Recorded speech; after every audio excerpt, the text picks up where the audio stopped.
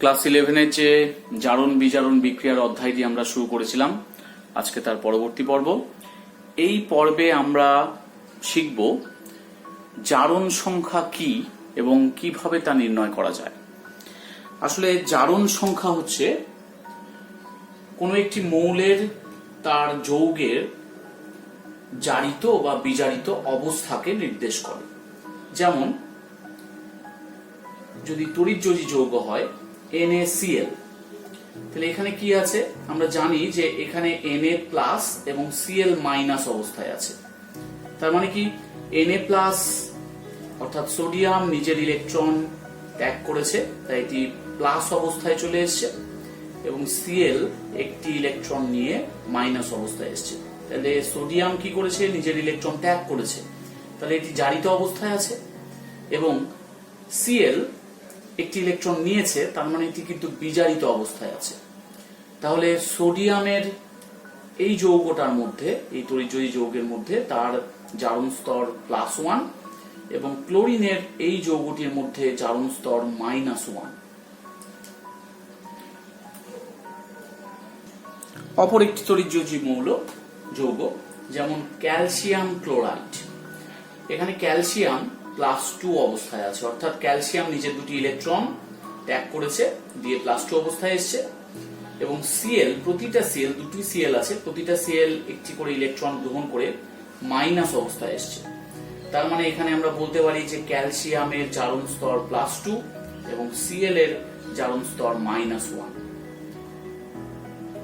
তড়িৎযোজী যৌগের ক্ষেত্রে বলার একটু সুবিধা আছে, আমরা তাদের প্লাস এবং মাইনাস অবস্থান অর্থাৎ তার আয়নের অবস্থা দেখে আমরা বলে দিতে পারি সেটি জারণ সংখ্যা কত হয়। সাধারণত তার মাথায় যে চার্জ থাকে সেটি তার জারণ সংখ্যা। এবার আসি সমযোজী মৌলের ক্ষেত্রে, সমযোজী যৌগের ক্ষেত্রে জারণ সংখ্যা বলতে আমরা কি বুঝি। HCl একটি সমযোজী যৌগ, তাই এইখানে কে কোন জারণ অবস্থায় আছে আমরা কি করে বুঝবো? কারণ এখানে হাইড্রোজেনও একটি ইলেকট্রন দিয়েছে, Cl ও একটি ইলেকট্রন দিয়েছে, দিয়ে সমযোজী বন্ধন গঠন করেছে। কিন্তু Cl যেহেতু তড়িৎ ঋণাত্মক বেশি, সে কিন্তু ইলেকট্রন জোড়গুলিকে কিছুটা হলেও নিজের দিকে টেনে রেখেছে। তার মানে ক্লোরিন নিজের ইলেকট্রন তো ধরে আছে, প্লাস হাইড্রোজেনের ইলেকট্রনও কিন্তু নিজের দিকে কিছুটা টেনে রেখেছে। তাহলে আমরা বলতে পারি যে ক্লোরিন এখানে এই সেলের মধ্যে ক্লোরিন বিজারিত অবস্থায় আছে, তার মানে ক্লোরিন যেহেতু একটি ইলেকট্রন টেনে রেখেছে, তার মানে এটি -1 অবস্থায় আছে, এবং হাইড্রোজেন এখানে +1 অবস্থায় আছে। তাহলে সমযোজী যৌগের ক্ষেত্রে আমরা বুঝলাম। আচ্ছা, এরকম আরো কিছু সমযোজী যৌগ আছে, আমি একটু উদাহরণ দিই। যেমন HN3, HN3 তে এটি একটি সমযোজী যৌগ, এখানে নাইট্রোজেন কিন্তু তড়িৎ ঋণাত্মক বেশি, তাহলে হাইড্রোজেন এবং নাইট্রোজেনের মধ্যে যে সমযোজী বন্ধনগুলি আছে তাকে কিন্তু নাইট্রোজেন নিজের দিকে বেশি টেনে রেখেছে। তাহলে এখানে হাইড্রোজেনের +1 এবং N3 এর -1। তাহলে N3 যদি -1 হয়, মোট যে জারণ অবস্থা সবগুলো ক্ষেত্রে কিন্তু 0 হবে। এই +1 এবং -1 মিলে 0, এখানেও তাই হয়েছিল, +2 আর এখানে দুটো Cl, তার মানে -2 মিলে কিন্তু 0, এখানেও তাই, এখানেও তাই। তার মানে প্রতিটা নাইট্রোজেন কত করে পেল? প্রতিটা নাইট্রোজেন কিন্তু তার জারণ সংখ্যা -1/3 করে, কারণ 3টে নাইট্রোজেন ছিল, তাহলে প্রতি জনের ক্ষেত্রে কিন্তু -1/3। অর্থাৎ জারণ সংখ্যা যেরকম ধনাত্মক ঋণাত্মক হতে পারে, তেমনি পূর্ণ সংখ্যা ভগ্নাংশও হতে পারে। তাহলে এই যে ইলেকট্রন দিচ্ছে বা ইলেকট্রন টেনে রাখছে, এটা কিভাবে আমরা বলবো যে এখানে তো ফ্র্যাকশনাল হচ্ছে, ভগ্নাংশ হচ্ছে? ইলেকট্রন তো আর ভগ্নাংশে হতে পারে না। আসলে এটা একটা গড় জারণ অবস্থা, এটা ফ্র্যাকশনাল পাচ্ছে, ফ্র্যাকশনাল কোয়ান্টিটি পাচ্ছে, অর্থাৎ -1/3। তাহলে ইলেকট্রন ভগ্নাংশে আসে না, ইলেকট্রনকে তো আর ভাঙা যাচ্ছে না। এক্ষেত্রে ইলেকট্রন একটি বা দুটি স্থানান্তরিত হচ্ছে, কিন্তু 3 জনে মিলে টানছে, তাই প্রতি জনের ক্ষেত্রে এখানে গড় জারণ অবস্থা পাচ্ছি আমরা -1/3। তার মানে আমরা দেখলাম যে জারণ সংখ্যা ধনাত্মক বা ঋণাত্মক হবে এবং তার সাথে কিন্তু পূর্ণ সংখ্যা বা ভগ্নাংশ হবে।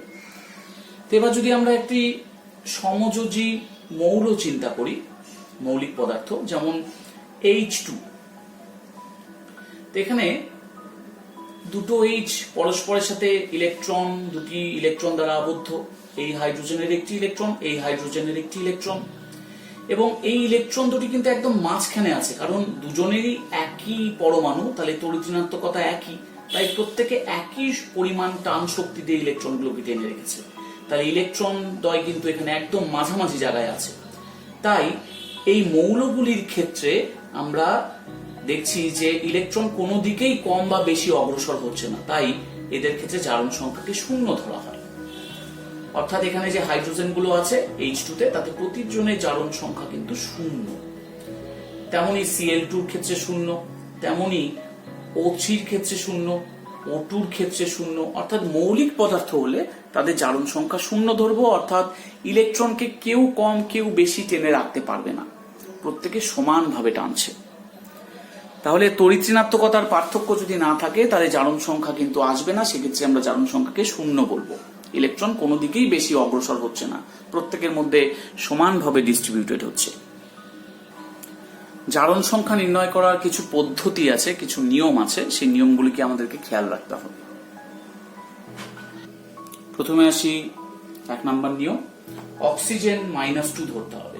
যদিও কিছু এক্সেপশন আছে, যেমন পারক্সাইড যৌগে অক্সিজেন -1। পারক্সাইড কি হয়? হাইড্রোজেন পারক্সাইড, সোডিয়াম পারক্সাইড, এইগুলি হয়। আরো অনেক পারক্সাইড হতে পারে। পারক্সাইড হলে পরে কি হবে? একটা পারক্সো বন্ধন থাকবে, অর্থাৎ দুটো অক্সিজেন পাশাপাশি এক বন্ধনে যুক্ত থাকবে। এটাকে বলা হয় পারক্সাইড বন্ধন, মানে পারক্সো বন্ধন।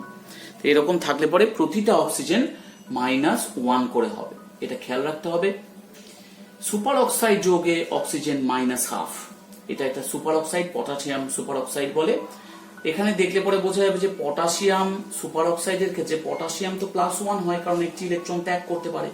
তাহলে দুটো অক্সিজেন মিলে কত হচ্ছে? -1। তাহলে এক একটা অক্সিজেন কত? -1/2 করে হচ্ছে। তার মানে সুপার অক্সাইড যৌগগুলিতে কিন্তু অক্সিজেন -1/2। F2O যৌগে যেহেতু ফ্লুরিন অক্সিজেনের চেয়েও বেশি তড়িৎ ঋণাত্মক, তাই ফ্লুরিন কিন্তু অক্সিজেন এবং ফ্লুরিনের মধ্যে যে সমযোজী বন্ধন, তার ইলেকট্রনগুলিকে ফ্লুরিন নিজের দিকে বেশি মাত্রায় টেনে রাখবে। তাহলে অক্সিজেন এখানে পজিটিভ হবে, এবং ফ্লুরিন যেহেতু -1 করে, আমরা দুটো -1 -2 ধরতে পারি, এবং এটা তাহলে কি হবে? +2 হবে। তাহলে এখানটায় আমরা দেখলাম যে অক্সিজেন +2। ঠিক একইভাবে F2O2 যৌগে কিন্তু প্রতিটা অক্সিজেন +1 করে আছে। তো এই 4টা এক্সেপশন ছাড়া মোটামুটি সমস্ত যৌগের ক্ষেত্রে অক্সিজেন -2 হবে। দ্বিতীয় নিয়ম, হাইড্রোজেন +1 ধরতে হবে যৌগের মধ্যে। তবে এক্সেপশন আছে, যদি হাইড্রাইড যৌগ হয়, যেমন সোডিয়াম হাইড্রাইড বা ক্যালসিয়াম হাইড্রাইডের ক্ষেত্রে হাইড্রোজেন কিন্তু -1। তার কারণ যদি আমি সোডিয়াম হাইড্রাইড নিই, তাহলে এটি তড়িৎযোজী যৌগ, তাহলে এক্ষেত্রে কিন্তু সোডিয়াম +1 হয়, কারণ সে ইলেকট্রন ত্যাগ করে। তাহলে হাইড্রোজেন -1 হবে, কারণ ওভারঅল মোট জারণ সংখ্যা কিন্তু শূন্য হবে যৌগের ক্ষেত্রে। তাহলে এরকম হাইড্রাইডের ক্ষেত্রে এক্সেপশন, সেটি হাইড্রোজেন -1, বাকি ক্ষেত্রগুলিতে কিন্তু হাইড্রোজেন +1 হবে।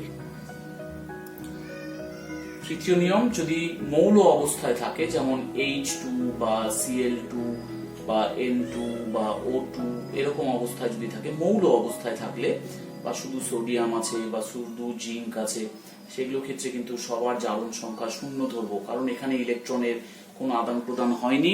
ইলেকট্রন যদি যৌগের ক্ষেত্রেও যদি সমযোজী বন্ধন তৈরি হয়, তাহলে ইলেকট্রন দ্বয় কিন্তু একদম মাঝামাঝি জায়গায় আছে, কেউ বেশি তড়িৎ ঋণাত্মক নয়, কেউ কম তড়িৎ ঋণাত্মক নয়। তাই ইলেকট্রনগুলি এদের ক্ষেত্রেও, যেমন হাইড্রোজেনের ক্ষেত্রে বা ক্লোরিনের ক্ষেত্রে, এই যে ইলেকট্রন দ্বয় আছে তারা একদম মাঝামাঝি জায়গায় থাকবে, তাই এদের ক্ষেত্রে জারণ সংখ্যার মান কিন্তু শূন্য ধরবে, অর্থাৎ মৌলের ক্ষেত্রে জারণ সংখ্যা শূন্য।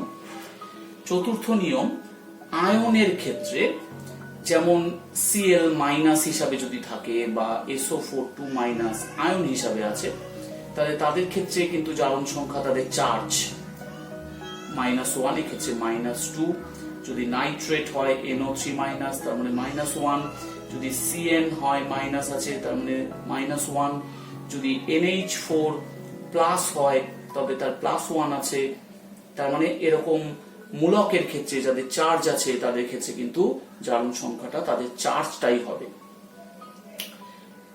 যদি Al3+ হিসাবে থাকে তাহলে Al3+, অর্থাৎ আয়নের যে চার্জ হবে সেটাই তার জারণ সংখ্যা।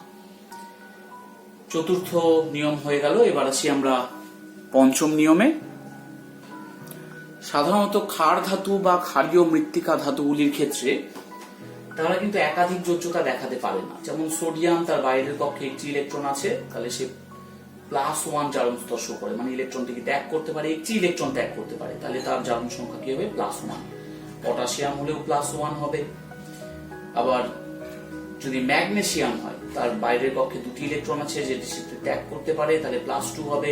ক্যালসিয়াম হলেও +2 হবে। অ্যালুমিনিয়াম হলে কিন্তু তিনটি ইলেকট্রন পারে, তাই +3 হবে। তাহলে আমরা দেখলাম যে যাদের মানে বাইরের কক্ষে এক বা একাধিক ইলেকট্রন আছে, বিশেষ করে ক্ষার ধাতু এবং ক্ষারীয় মৃত্তিকা ধাতু, তাদের ক্ষেত্রে কিন্তু একাধিক জারণ স্তর শো করতে পারে না, তারা 1 বা 2 জারণ সংখ্যাই প্রদর্শন করতে পারে। তবে যে সমস্ত মৌলগুলি একাধিক জারণ স্তর শো করতে পারে তাদের ক্ষেত্রে কিন্তু এইভাবে জারণ সংখ্যা আগে থেকে বলে দেওয়া সম্ভব না, কারণ কোন যৌগের মধ্যে সেই স্পেসিফিক যদি সন্ধিগত মৌল হয় তারা কিন্তু একাধিক জারণ স্তর দেখাতে পারে, কারণ তাদের মধ্যে একাধিক ইলেকট্রন থাকে এবং সেই জন্য তাদের বাইরের কক্ষে যে ডি থাকে সেই ডি থাকার জন্য তারা কিন্তু একাধিক ইলেকট্রন সেটি ডোনেট করে একাধিক জারণ সংখ্যা প্রদর্শন করতে পারে, তাই তাদের ক্ষেত্রে এই নিয়মটা ভ্যালিড হবে না। আচ্ছা, 6 নম্বর নিয়মে আসি। যদি কোনো যৌগের মধ্যে কার্বন মনোক্সাইড থাকে বা NH3 থাকে বা H2O থাকে, তো এরা কিন্তু একদম প্রশম অবস্থাতেই থাকে, তার মানে কার্বন মনোক্সাইড 0 হবে, অ্যামোনিয়ারও যেহেতু কোনো চার্জ নেই তাহলে 0 হবে, H2O যেহেতু কোনো চার্জ নেই তাই 0 হবে। তাই কোনো যৌগের মধ্যে এরা থাকলেও এদের জারণ সংখ্যাকে কিন্তু আমরা 0 ধরে নিব। তবে NO একটু পিকুলিয়ার টাইপের, এটি কখনো 0 হয়, কখনো +1 হয়, আবার কখনো এটি -1 হয়। তো আমরা সেটি পরে উদাহরণ সহকারে দেখে নেব যে কোনগুলো ক্ষেত্রে কেমন হয়। এবার আসি আমরা জারণ সংখ্যা নির্ণয় কিভাবে করা যায় সেটা দেখব। তাহলে এখানে Mn KMnO4 এর মধ্যে Mn এর জারণ সংখ্যা নির্ণয় করতে হবে। এখানে Mn এর মাথায় স্টার চিহ্ন দেওয়া আছে, তাই Mn এর জারণ সংখ্যা আমরা নির্ণয় করব। তাহলে পটাশিয়াম আমরা জানি যে +1 হয় পটাশিয়াম, তাহলে +1 লিখলাম, একটাই আছে পটাশিয়াম। Mn কে x ধরে নিলাম, অক্সিজেন -2 × 4 = 0, কারণ যৌগটির মোট জারণ সংখ্যা 0, এখানে কোনো চার্জও নেই। তাহলে x = কত হবে? x হবে +7। তাহলে আমরা বলতে পারি Mn এর জারণ সংখ্যা এখানে +7। ঠিক একইভাবে K2MnO4 যদি আসে, Mn এর জারণ সংখ্যা নির্ণয় করতে বললে কিভাবে করব? এখানে পটাশিয়ামের জন্য +1 × দুটি পটাশিয়াম আছে, +x -2 × 4 = 0, তাহলে x +6, অর্থাৎ K2MnO4 এর মধ্যে Mn +6 জারণ স্তরে আছে। যদি MnO4- বলতো তাহলে আমরা Mn এর জারণ সংখ্যা কি করে বের করতাম? x ধরতাম, -2 × 4 = এর টোটাল চার্জ কত? -1 দেওয়া আছে, তাহলে x +7 হতো, অর্থাৎ MnO4- এর মধ্যেও Mn আছে +7। এবার দেখি Mn2O7, তো Mn2O7 এর মধ্যে Mn এর জারণ সংখ্যা কত? তাহলে আমরা লিখে নিই, এটা দুটো আছে Mn, তাহলে 2x প্লাস অক্সিজেন, তো -2 × 7 = 0, তাহলে x আমরা পাবো +7। তাহলে Mn2O7 এর মধ্যে Mn এর জারণ সংখ্যা +7। ঠিক একইভাবে যদি আমরা H2SO4, এখানে সালফারের জারণ সংখ্যা নির্ণয় করি, তাহলে হাইড্রোজেন তো +1 হয় ব্যতিক্রম ছাড়া, তাহলে +1 × 2 দুটো যেহেতু আছে, x ধরলাম, অক্সিজেন -2 × 4 = 0, তাহলে x +6, অর্থাৎ H2SO4 যৌগের সালফারের জারণ সংখ্যা +6। এখানে NaH2PO4 এ ফসফরাসের জারণ সংখ্যা বের করতে হবে। তাহলে আমরা এইভাবে বের করলাম, ফসফরাসের জারণ সংখ্যা এখানে +5, NaHSO4 এখানে সালফারের জারণ সংখ্যা +6, এগুলো একই নিয়মে আসছে। এখানে ফসফরাসের জারণ সংখ্যা +5, ক্যালসিয়াম অক্সাইডের ক্ষেত্রে ক্যালসিয়াম, এটি আসলে ক্যালসিয়াম পারঅক্সাইড, এখানে কি হচ্ছে CaO2, তাহলে এখানে অক্সিজেন কিন্তু -1 হচ্ছে, অর্থাৎ আমরা হিসাব করেও দেখলাম আর জানিও পারঅক্সাইডের ক্ষেত্রে অক্সিজেন -1 হয়। H2S2O7 এই যৌগে সালফার, অর্থাৎ এটা কিন্তু ওলিয়াম, H2S2O7 এটা ওলিয়াম, H2SO4 এবং SO3 আছে এর মধ্যে। এখানে সালফারের জারণ সংখ্যা +6, NaBH4 সোডিয়াম বোরো হাইড্রাইড, এটা কিন্তু হাইড্রাইড জাতীয় যৌগ, তাই এক্ষেত্রে হাইড্রোজেনকে আমরা -1 ধরবো, +1 না, কিন্তু এটা একটা খেয়াল রাখার বিষয় যে NaBH4 সোডিয়াম বোরো হাইড্রাইড, তার মানে এখানে হাইড্রোজেন -1 ধরে আমাদের আসবে, বোরন আসবে +3। এখানে আরো কয়েকটি এক্সাম্পল দিলাম। প্রথমটা K2SO4 Al2SO4 24H2, এটা ফটকিরির সংকেত। তো ফটকিরিতে Al এর জারণ সংখ্যা কত? +3।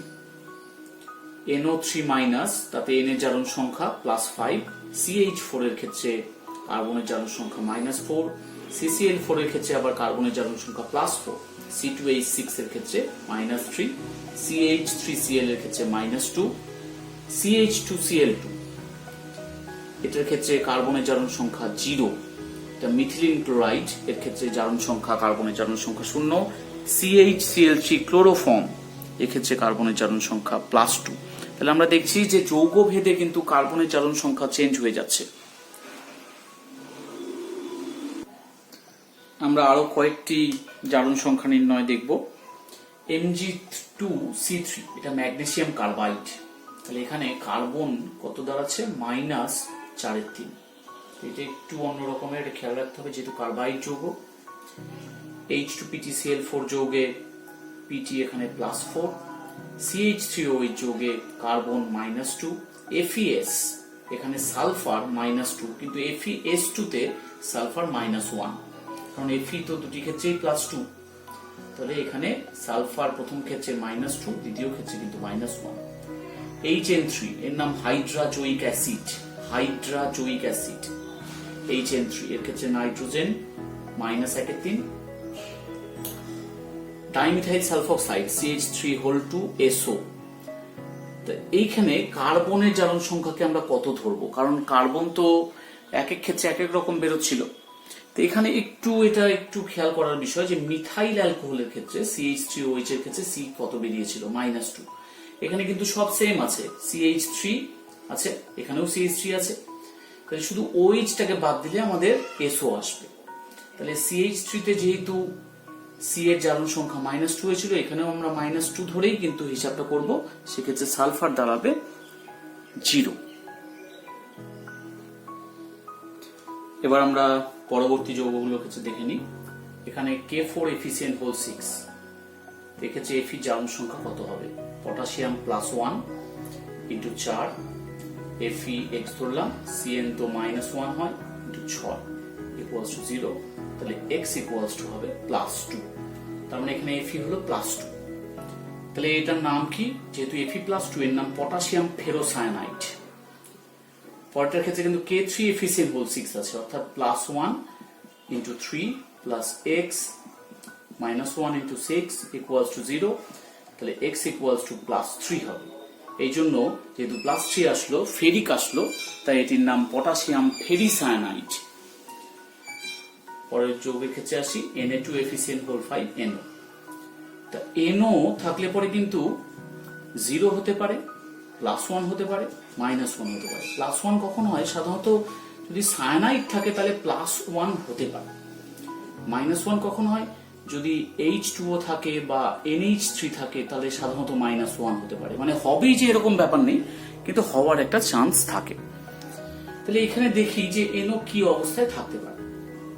তো NO কে যদি আমরা 0 ধরি এখানটায়, তাহলে কি দাঁড়াচ্ছে? +1 × 2 + X, সায়ানাইড তো -1 × 5 + 0, তাহলে 0 ধরলে দেখি, 0 ধরলে x এর মান কত দাঁড়াচ্ছে, x ইকুয়ালস টু +3। আবার সাইনাইড থাকলে তো +1 থাকার চান্স আছে, তাহলে এখানে যদি +1 বসাই, আমরা +1 যদি বসাই, তাহলে এটা কি হবে, এটা হবে কিন্তু তখন +2 হবে। তাই এখানে যেহেতু Cn মাইনাস আছে, তাই এখানে NOটা কিন্তু +1 হিসাবেই থাকবে, তাহলে Fe আছে +2 স্টেটে। পরেরটার ক্ষেত্রে NO কে যদি আমরা +1 বসাই, তাহলে Fe এর জারণ সংখ্যা কত আসবে দেখে নিই। তাহলে +1 × 3 x -1 × 5 +1, NOটা +1 যদি বসাই, তাহলে x কত আসবে, x আসবে +1। Fe কিন্তু এখানে +1 অবস্থায় থাকে না। আমরা আসলে জারণ সংখ্যা যে শুধু একই এরভাবেই নির্ণয় করবো এরকম ব্যাপার নেই। Fe যদি আমরা এখানে NOর +1 ধরে Fe জারণ সংখ্যা দেখি, তাহলে +1 হবে, কিন্তু সেই +1 স্টেটটাকে কিন্তু অন্যান্য এক্সপেরিমেন্ট থেকে সাপোর্ট করে না। তাই এক্ষেত্রে আমরা NOটা 0 ধরে নিব। তাহলে এখানে কত আসবে, এখানে আসবে +2। তাহলে এখানেও Fe +2 ফেরাস অবস্থাতেই থাকে। পরেরটার ক্ষেত্রে দেখে নিই, পরেরটার ক্ষেত্রে কিন্তু H2O আছে, H2O থাকলে সাধারণত NO -1 হয়, তাহলে -1 অবস্থাতেই কিন্তু এখানে থাকবে। তাহলে x প্লাস, যেহেতু জল আছে H2O আছে, তার তো 0 ধরতে হয়, যেহেতু তার কোনো চার্জ নেই, তো 0 × 5 প্লাস এখানে -1 ধরবো ইকুয়ালস টু 0, সরি প্লাস এখানে সালফেট আছে বাইরে, তাহলে -2 সালফেটের জন্য ইকুয়ালস টু 0, তাহলে x ইকুয়ালস টু এখানে +3, তার মানে এখানে ফেরিক স্টেটে আছে।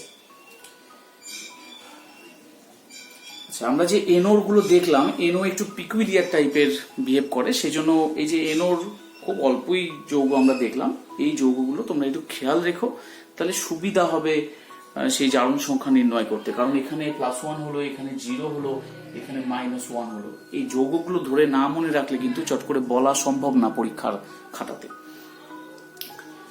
তা সেই জন্য এই 3টে যৌগকে তোমরা একটু খেয়াল রেখো। এর মধ্যে এই যৌগটা খুব ইম্পর্টেন্ট একটা যৌগ, এটা আমাদের সেই বলয় পরীক্ষাতে, যে বাদামি বর্ণের বলয় পরীক্ষা যেটা আমরা পড়েছিলাম নিচু ক্লাসে, নাইট্রেট আয়নের শনাক্তকরণের পরীক্ষা, তাতে কিন্তু এই বাদামি ইম্পর্টেন্ট একটা যৌগ পরীক্ষাতেও আসে। এবার আসি এইটার ক্ষেত্রে, এখানে আমরা Ni কে x ধরলাম, অ্যামোনিয়া তো 0 হয়, 0 × 2 Cl -1 × 2 ইকুয়ালস টু 0, তাহলে এখানে Ni হবে কত, +2।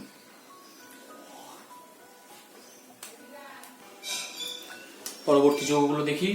এখানে Ni এর জারণ সংখ্যা নির্ণয় করতে হবে, আমরা x ধরলাম, কার্বন মনোক্সাইড তো 0 হয় প্রসম, যেহেতু 0 × 4 ইকুয়ালস টু 0, তার মানে x ইকুয়ালস টু 0। তাহলে যৌগের মধ্যেও কোনো পরমাণু কিন্তু 0 জারণ স্তরে থাকতে পারে, তার একটা এক্সাম্পল আমরা দেখলাম।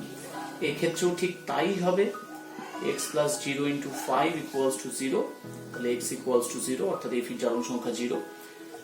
এই যৌগটার ক্ষেত্রে দুটো n এরই জারণ সংখ্যা বের করতে বলেছে, দুটো n কিন্তু আলাদা আলাদা জারণ স্তরে থাকতেই পারে। তাহলে এইরকম ক্ষেত্রে আমরা কি করব, NH4+ আর NO3- এই দুভাগে ভাগ করে নেব, কারণ অ্যামোনিয়াম নাইট্রেট তো এভাবে ভাঙে। তাহলে এবার NH4+ এর মধ্যে n এর জারণ স্তর দেখব, এবং NO3- এর মধ্যে n এর জারণ স্তর দেখব। আমি যদি এই n কে যদি আমি x ধরে নিই, তাহলে x +1 × 4 ইকুয়ালস টু +1, কারণ মাথার উপরে +1 আছে, তাহলে x ইকুয়ালস টু -3। আবার NO3 এর ক্ষেত্রে আমি যদি y ধরে নিই n এর, এখানে -2 × 3 ইকুয়ালস টু -1, তাহলে y ইকুয়ালস টু +5, অর্থাৎ এই যে দুটো n, এই n এর প্রথম nটাতে -3 আছে জারণ স্তর, এবং পরের n এ কিন্তু +5 জারণ স্তরে আছে। ঠিক একইভাবে আমরা ক্যালসিয়াম ক্লোরোহাইপোক্লোরাইটের ক্ষেত্রে দেখব, এটি ব্লিচিং পাউডারের সংকেত CaOClCl, এটি যদি ভেঙে যায় Ca2+ OCl- Cl-, তাহলে Cl- যেহেতু আছে, তাহলে জারণ সংখ্যা কত, -1, তার মানে এই Clটা কিন্তু -1। OCl এর মধ্যে আমরা দেখে নিই Cl কত, তাহলে অক্সিজেন তো -2 × 1 plus chlorine X equals to -1। তাহলে x ইকুয়ালস টু এখানে আছে +1। তাহলে ক্যালসিয়াম ক্লোরোহাইড্রোক্লোরাইডের মধ্যে দুটো Cl দুটো ভিন্ন জারণ স্তরে আছে। এবার আসি NOClO4, NO প্লাস এবং ClO4 মাইনাসে ভেঙে যায়। তাহলে এখানে যদি আমরা x ধরি, x প্লাস -2 ইকুয়ালস টু +1, তাহলে x ইকুয়ালস টু কত হবে? এটা হবে +3। তার মানে এই n এর মধ্যে nটা +3 জারণ স্তরে আছে। এবার ClO4 মাইনাসের ক্ষেত্রে Clx ধরলাম, অক্সিজেন -2 ইন্টু 4 ইকুয়ালস টু -1, তাহলে x ইকুয়ালস টু +7। তাহলে এখানে আছে +7 জারণ স্তরে Cl। এবার আমরা এই জারণ সংখ্যাগুলি বের করব।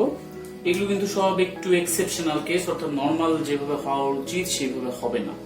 যেমন আমি যদি সিম্পলি ক্রোমিয়ামকে x ধরে নিই, অক্সিজেন এখানে -2 ইন্টু 5 ইকুয়ালস টু 0, তাহলে x ইকুয়ালস টু +10 হবে। কিন্তু ক্রোমিয়াম তার জারণ সংখ্যা +6। তাহলে এগুলোতে আমরা যে অক্সিজেনকে -2 ধরে নিচ্ছি, অ্যাকচুয়ালি সমস্ত অক্সিজেনই কিন্তু -2 হিসাবে নেই।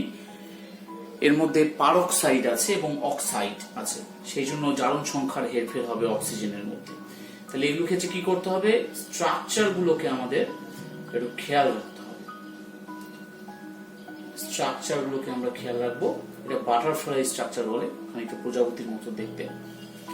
এখানে এই যে এখানে দুটো অক্সিজেন আছে, এই দুটো অক্সিজেন আছে, এগুলো কিন্তু এক বন্ধন দ্বারা যুক্ত। তাহলে এগুলো কিন্তু সব পারক্সাইড, মানে -1 করে দেয় জারণ সংখ্যা।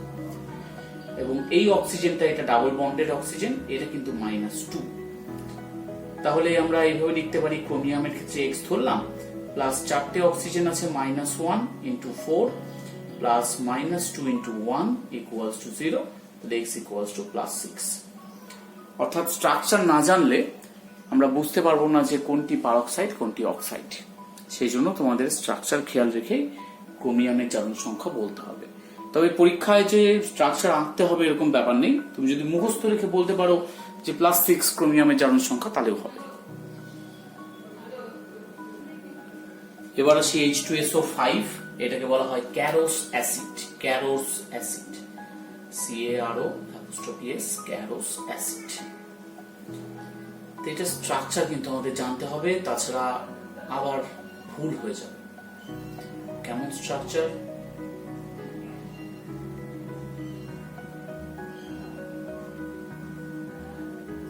এরকম আছে। তার মানে এই যে দুটো অক্সিজেন আছে তারা কিন্তু পারক্সাইড।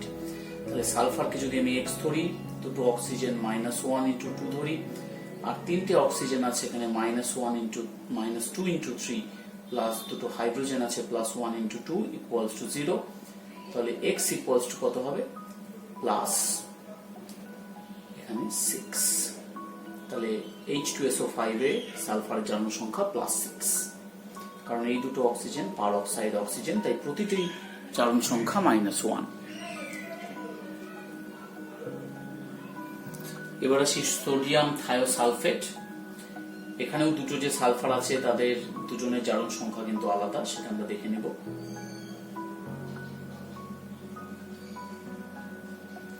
এরকম স্ট্রাকচার। তাহলে এখানে অক্সিজেন কিন্তু সব -2 করেই আছে, অক্সিজেন -2 আর সোডিয়াম গুলো +1। এই সালফারটা কিন্তু -2, অক্সিজেন আর সালফার তো একই শ্রেণীতে থাকে, অক্সিজেন -2, এখানে এই সালফারটাও -2। এবার তাহলে এই সালফারটা কত? তাহলে আমরা এখানে x ধরে নিব, x প্লাস -2 ইন্টু 3, তিনটে অক্সিজেনের জন্য, একটা সালফারের জন্য শুধু -2 একটা, আর সোডিয়াম গুলোর জন্য +1 ইন্টু 2 ইকুয়ালস টু 0, তাহলে x ইকুয়ালস টু +6। অর্থাৎ এই যে দুটো সালফার আছে, এই দুটো সালফারের ক্ষেত্রে একটা তো -2 আর একটা কিন্তু +6 হবে।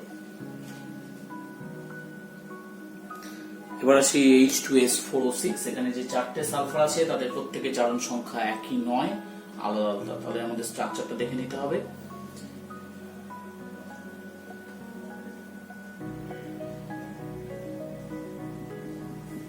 এখানে এইভাবে থাকে ওরা।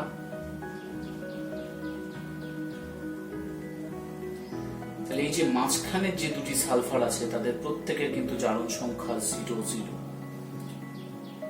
এবং বাকিগুলো একই রকম -2, অক্সিজেন গুলো -2, হাইড্রোজেন +1, আর এই সালফার গুলোকে আমরা x ধরে নিব। তাহলে এটা একটা x, এটা একটা x, তাহলে 2x হলো। দুটো সালফারের জন্য 0, তাহলে 0 × 2, প্লাস অক্সিজেন আছে 6টি, তাহলে -2 × 6, প্লাস হাইড্রোজেন আছে 2টি, প্লাস 1 × 2 = 0। তাহলে x = কত হচ্ছে? x = হবে +5, +5। তাহলে দুটো 4টে সালফারের মধ্যে 2টি সালফার আছে 0, S00, আর 2টি আছে +5 করে।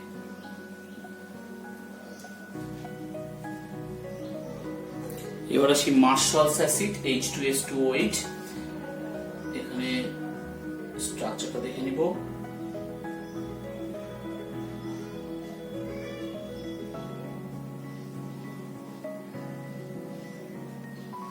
H2S2O8, তাহলে এখানে দুটো অক্সিজেন কিন্তু আছে পারঅক্সাইড বন্ধনে, তাহলে এরা -1 -1 করে হবে। তাহলে দুটো সালফার আছে 2x, প্লাস 1 2 3 4 5 6, 6টি অক্সিজেন আছে -2 করে, আর দুটি অক্সিজেন আছে -1 করে, পারঅক্সাইড অক্সিজেন। দুটো হাইড্রোজেন আছে, তাহলে +1 × 2 = 0। তাহলে x = কত হবে? x = হবে +6, তাহলে দুটো সালফারই আছে +6 করে। এবার আসি Fe3O4, এটির ক্ষেত্রে ফেরাসোফেরিক অক্সাইড। তাহলে এর ক্ষেত্রে জারণ সংখ্যা কি হবে? এখানে দুটো Fe কিন্তু আলাদা আলাদা অবস্থায় আছে, একটা আছে FeO আর একটা আছে Fe2O3, অর্থাৎ দুটো অক্সাইডের মিশ্রণ আছে, তাই এটিকে মিশ্র অক্সাইডও বলা হয়, ফেরাসোফেরিক অক্সাইড। এখানে FeO, তাহলে এই FeO ফেরাস অক্সাইডের মধ্যে Fe কত আছে? +2, আর এখানে তো ফেরিক অক্সাইড আছে, তাতে Fe থাকে তো +3।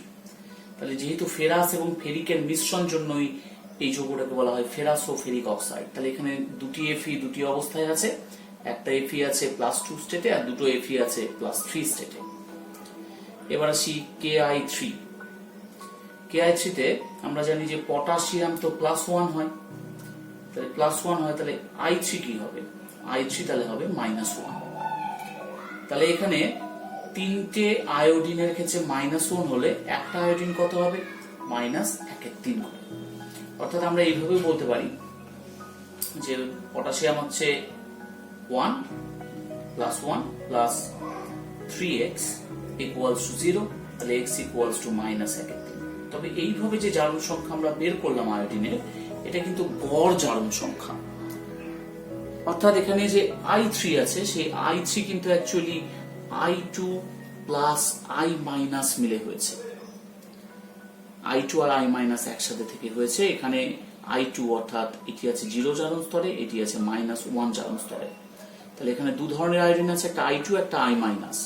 একজনের জারণ সংখ্যা 0 আর একজন -1, এবং দুটি মিলে যদি আমরা গড় জারণ সংখ্যা বের করি, তবে আমরা বলতে পারবো যে I3 তে প্রতিটা I আছে -1/3 জারণ স্তরে।